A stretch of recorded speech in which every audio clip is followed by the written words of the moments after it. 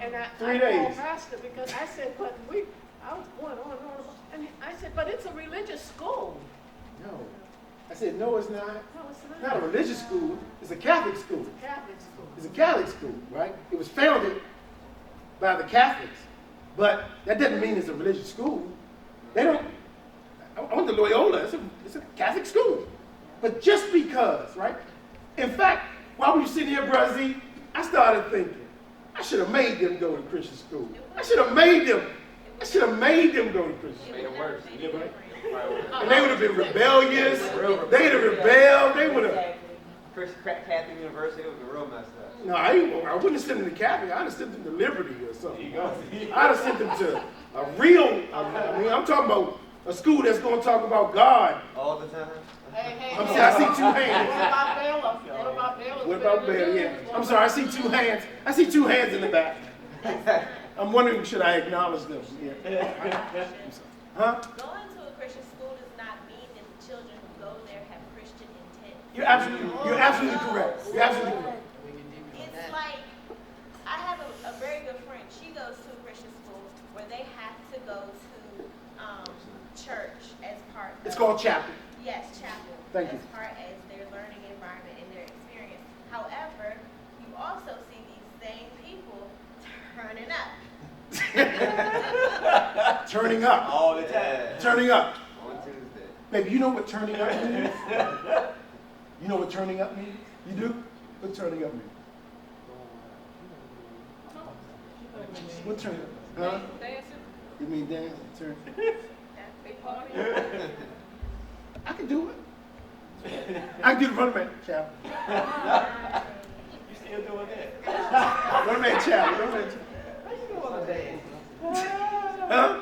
I got kids. I got kids, right? But they turning up, ain't they? Yeah, man. Turning up means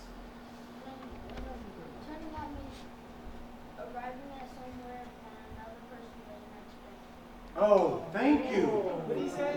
He said turning up means arriving somewhere when another person doesn't expect it. Right? Y'all give him dap on that. That boy going places. That boy going places. That's Christian school. He said Christian school, that's where he going. That's right. But see, Tiff getting ready to graduate high school. She ain't turning up though. Hey, Brother Z, before you leave, I'm gonna pray for you. let her talk to them. And they'll tell you whether or not she's turning or not. Because she ain't gonna tell us. She ain't gonna tell us. Bless y'all, right?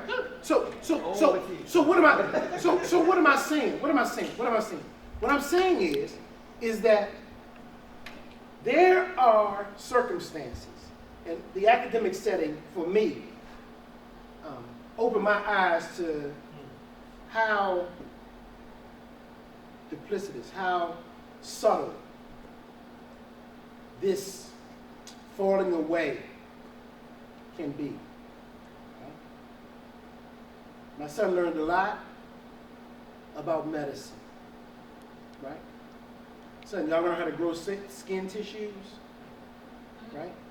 Did y'all work on how to cure Ebola and E. coli and Not necessarily, not specifically. what'd you learn?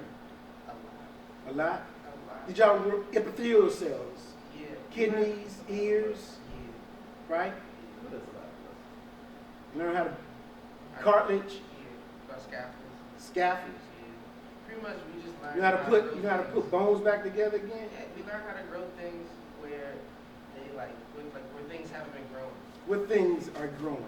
Like Did you you learn how to to put cells somewhere where pretty much your ear, if you lose your ear, it's not coming back. But we it's not gonna grow, nothing's gonna grow there. But we learn how to pretty much grow another ear and say, hey, got something. You know? and to put it back on the body where it would not reject it Right. Make it work. and make it work? Make it work. Kind of like, how Jesus was in the garden and that one Roman dude lost his ear and said, hey, I got you. Nice. So, they learn how to do this stuff, right?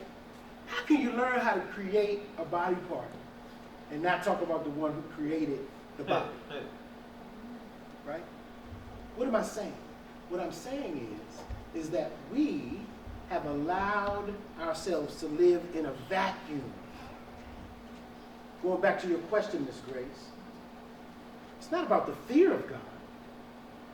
It's about not knowing him. Because who becomes God? We do. Right? Caleb has professors that know how to do that stuff, right? They know how to fuse body parts together. Right? Do they talk to you about how amazing this is, son? From perspective of this is divine? No. Or do they talk about it from the context of human ingenuity? Yeah, they just talk about the works of man, pretty much. Like, I'm sorry? It's like the works of man. They just say, hey, look what we did. Look what we did. Yeah. Look what we did. Look what we did. Right? Hope y'all getting what I'm talking about. Yeah. Right? The truth is, we live in isolated bubbles. And even those of us who talk about the knowledge of God only talk about the knowledge of God from the perspective of who we say he is. That's all we can do. That's- Yeah. Is it? Yes, it's God, who God is to you. It's who God is to you? Right. But, That's the only person you can confess to. I mean. right, but is it who God is to you, or is it who God is? No, it's who God is to everybody. Because everybody has not tasted of the good knowledge Yes, of God. that's right. Or the experience of God. Right, They don't have relationship. They don't have sonship. right. They don't have spirituality. They have education. They have knowledge. So do they know you? Well, they only know them by what they know of them. Is it a difference? I appreciate you saying that. Is it a difference? Is it a difference? I'm gonna stay right there. Is it a difference to know him? Is it a difference between knowing him and knowing of him? Yes, because Job said, What Job said? I don't know. I ain't never heard of I Job. heard of you I thought it was Job. by the hearing of the ears. He said, but now my eyes see. You messing with me now. So what? You messing with me now. It is written. I preached about that a couple weeks ago. Y'all remember, right? Job said, right? That's what you said. I used to know you by what I heard about you, right? But now I know you for myself. Because you tested me, right? See, before you got here, we talked about, and this takes us back full circle. I appreciate it. Takes us back full circle, right? Because initially, I began speaking from Psalm 119, right? Where the text tells us in verse 71, the writer says, it was good Yes, that I was afflicted, yes. right? It was good that I was tested. It was good that I was under pressure. It was good that I was given this opportunity to understand you better, God, based upon the test of my life, right? What I've grown to understand, not necessarily just from this lesson, but from living life, is that God allows pressures. He allows tests. He allows struggles for my growth, right? The warning in Zephaniah is, get your life right. Hardship is coming. But the answer is found in Romans, the first chapter. Is the first thing I read, verse 16, right? He says, I am not ashamed of the gospel of Christ, right? The answer is the gospel of Jesus Christ. That's the answer. It is the power. It is the power It is the power of God to salvation. That's what the text says. If I believe If you believe it, Yeah. if you believe it. But the truth is, we're teaching individuals about God and not challenging them to believe it. We're telling them about God. See, that's what Brazil said, right? We give them a couple scriptures in a chicken dinner, right? Right? So really what we're teaching them is, if you come to church, I'm going to talk to you a little bit and feed you. So what do you learn to trust? I learned to trust that you're going to get fed food, right, when I get to church. You understand? But the power of God is the gospel. But I must challenge you to believe it. Because if you don't believe the gospel of Jesus Christ, right? See, we've gone to try to take scripture and make it do cartwheels and flips, and take God and make it do cartwheels and flips. Why? Because we like to be entertained. When the truth is, the gospel by itself don't need no cartwheels and flips. Doesn't need emotionalism. The gospel is enough, because that's where the power is. The gospel of Jesus Christ is enough. His life, death, burial, and resurrection is enough. It's enough to take that baby right there and allow that baby to come and say, what must I do to be saved?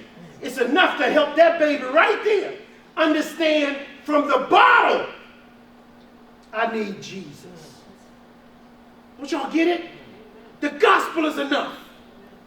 But remember what I've talked to y'all about? Smoke and mirrors. I've been talking to y'all about smoke and mirrors. And unfortunately, the church is now steeped in smoke and mirrors. Right? I give you this, but I'm really giving you that. I'm doing this, but I'm really doing that. Right? I'm giving you a chicken dinner because I don't want to preach a hard message. I'm giving you a fish dinner because I didn't study last night. It's easier for me to make you happy.